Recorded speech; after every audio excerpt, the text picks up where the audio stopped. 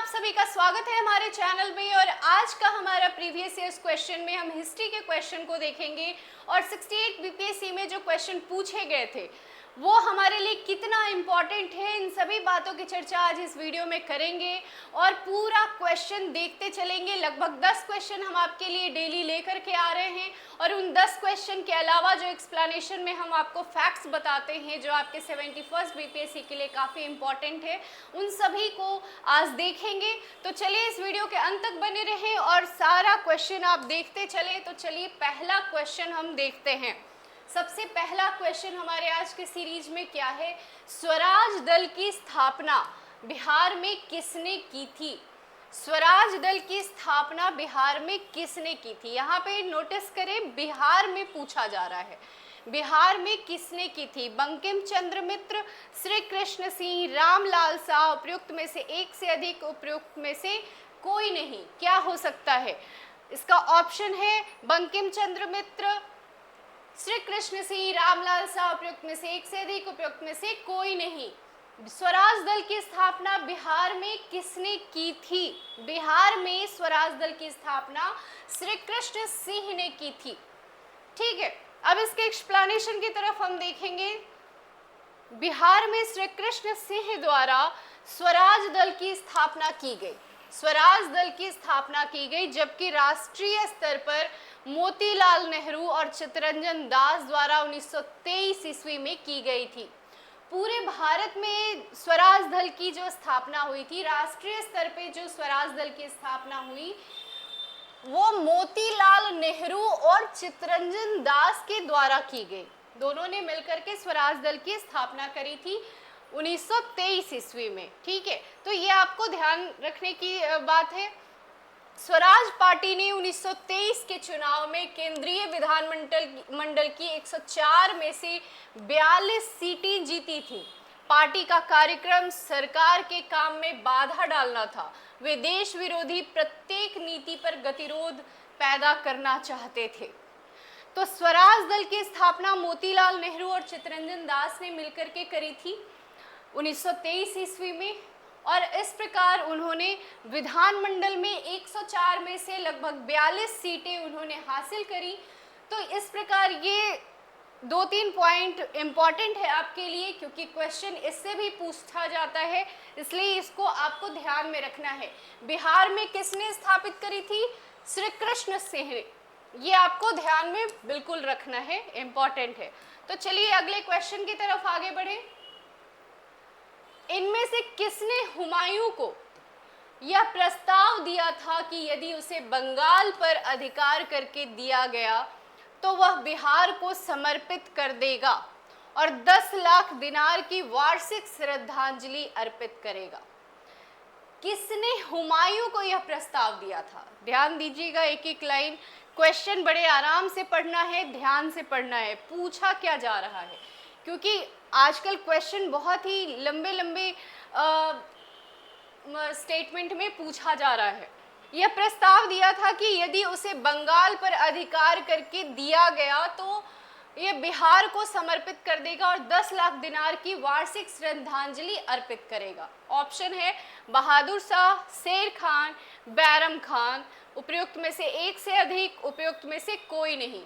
कौन है ऐसा जिन्होंने हुमायूं को प्रस्ताव दिया था? तो शेर खान ने हुमायूं को प्रस्ताव दिया था कि उसे बंगाल पर अधिकार करके दिया गया तो वह बिहार को समर्पित कर देगा और 10 लाख दिनार की वार्षिक श्रद्धांजलि अर्पित करेगा। ठीक है, तो इस प्रकार आंसर इसका शेर खान है। अब चले इसके एक्सप्लेनेशन की तरफ आगे बढ़े।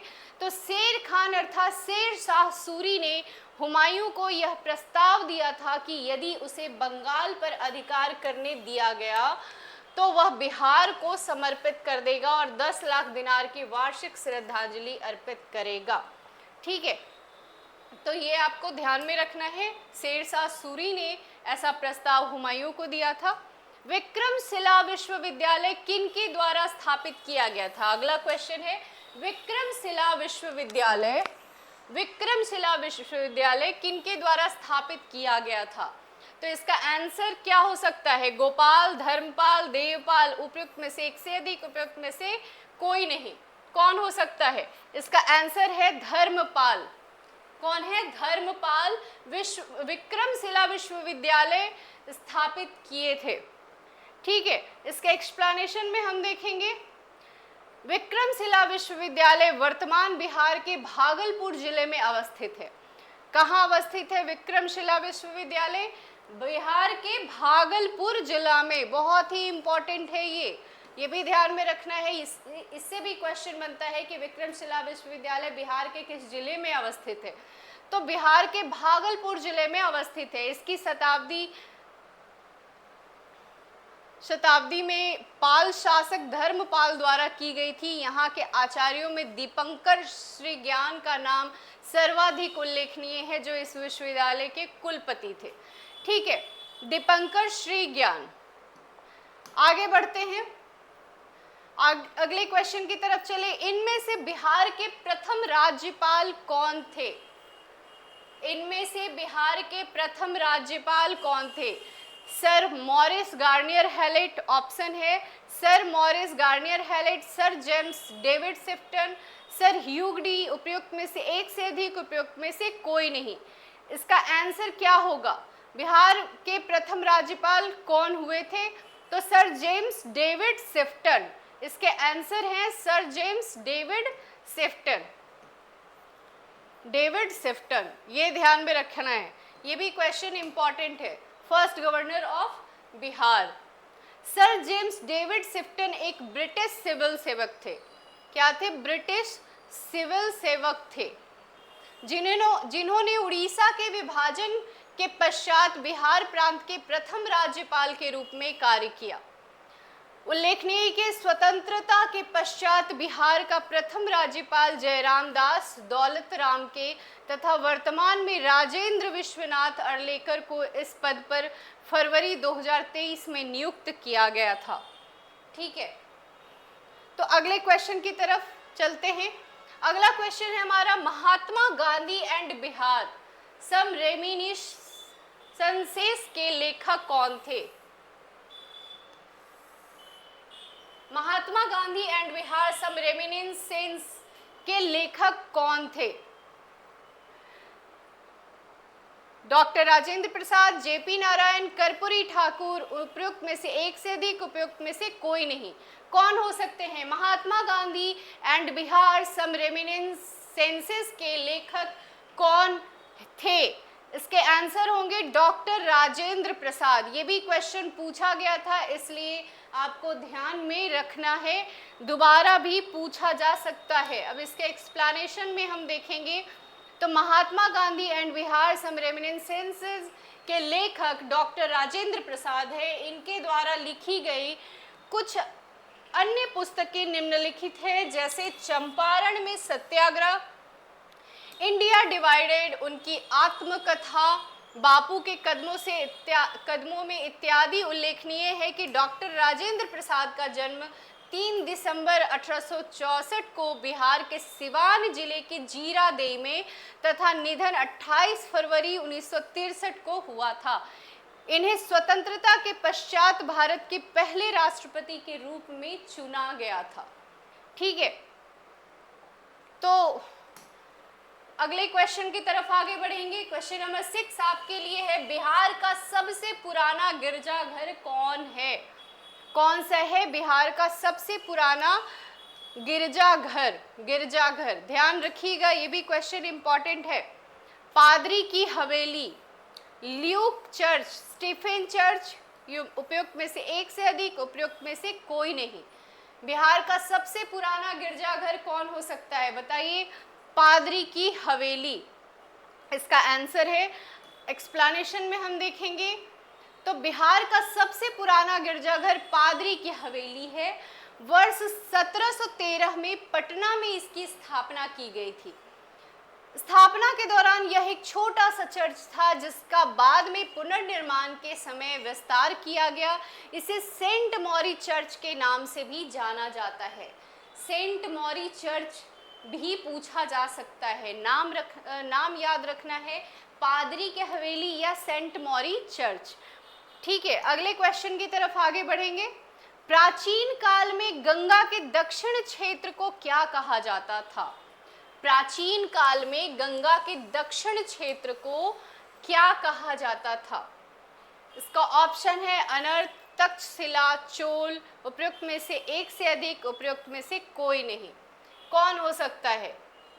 प्राचीन काल में दक्षिण क्षेत्र को क्या बोला जाता है? अनर्त नहीं बोला जाता, तक्षशिला भी नहीं, चोल भी नहीं, तो इसका आंसर हो जाएगा उपयुक्त में से कोई नहीं, ई।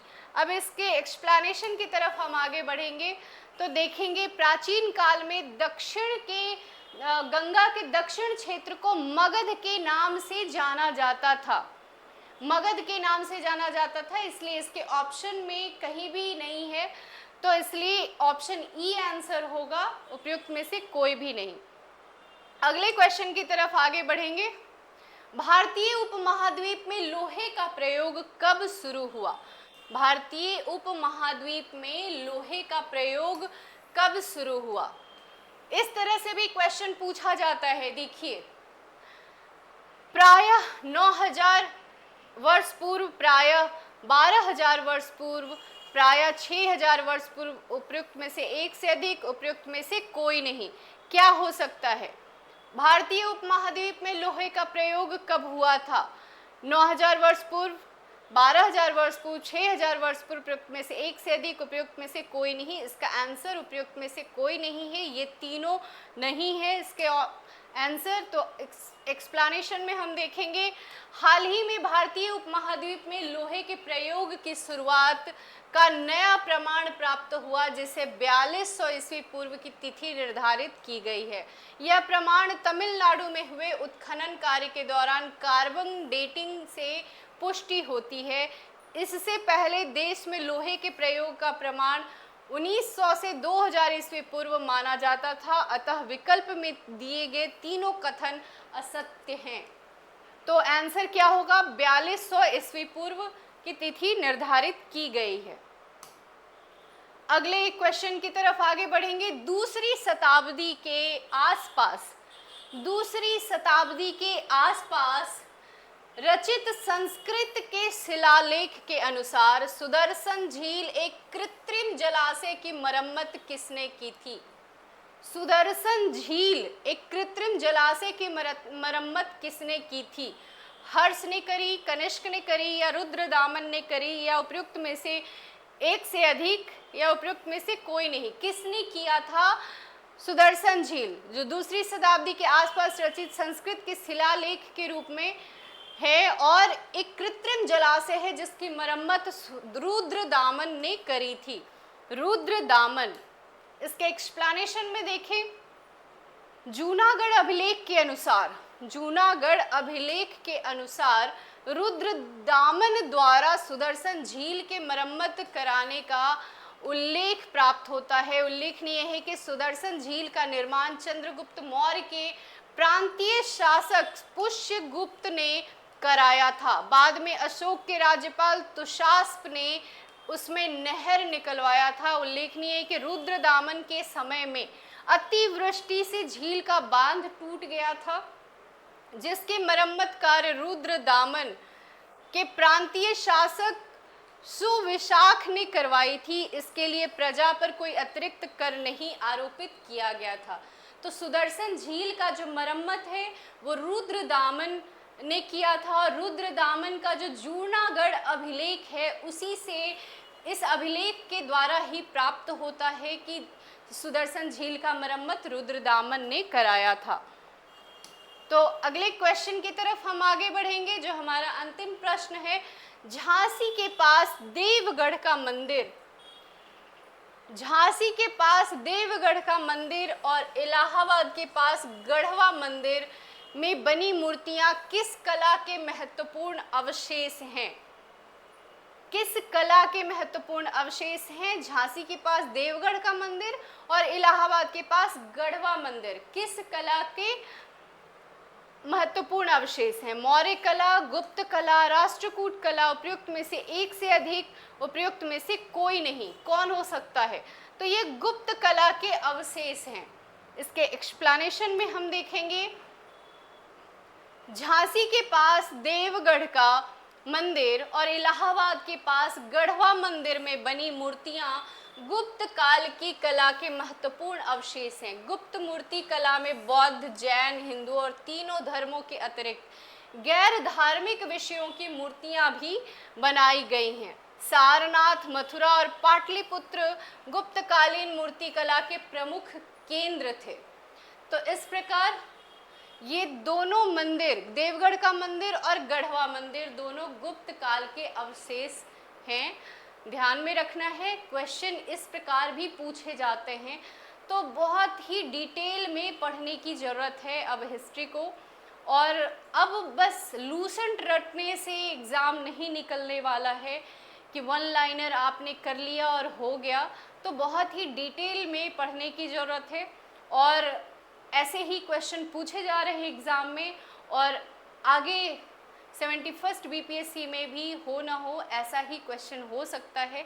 इसलिए आप ध्यान दें, ज़्यादा से ज़्यादा प्रैक्टिस करें।